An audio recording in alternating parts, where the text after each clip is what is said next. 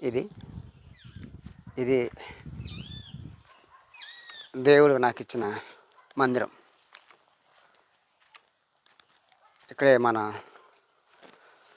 వాక్యం చెప్తూ ఉంటా. చిన్న పరిచర్య ఇది. మొక్కలకి నీళ్ళు పెడుతున్నా.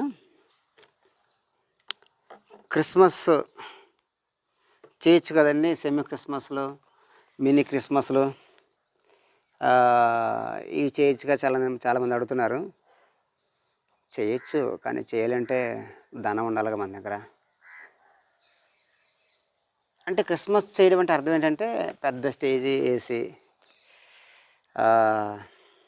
పెద్ద ఆర్కెస్ట్రా పెట్టి ఒక 30,000, 40,000, 50,000 ఖర్చు పెట్టి చేస్తే క్రిస్మస్. చేయొద్దని అంటలా, ఖర్చు పెట్టుకోవాలి, చేయాలి, ప్రజలకు సువార్త అందించాలి.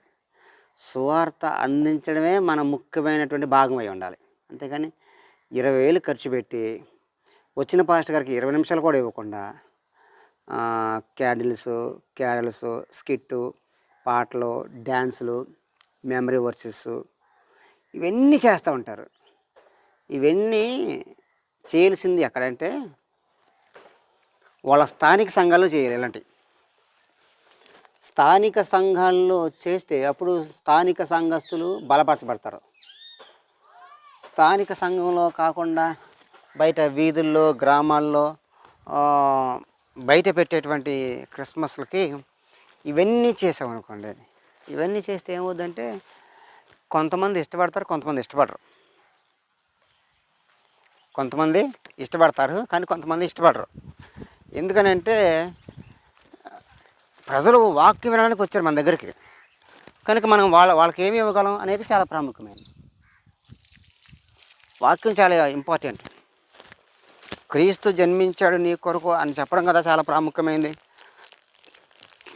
అది వదిలేసి 30,000 ఖర్చు పెట్టి 30 నిమిషాలు కూడా వాక్యం లేకపోతే దానివల్ల ఉపయోగం లేదు అనేది నా భావన. మెగా క్రిస్మస్ అని పెడతారు. మెగా క్రిస్మస్సే డబ్బులు పోజు చేసుకొని దగా క్రిస్మస్ చేస్తారు. మెగా అందుట్లో ఒక పేద విధరాలకి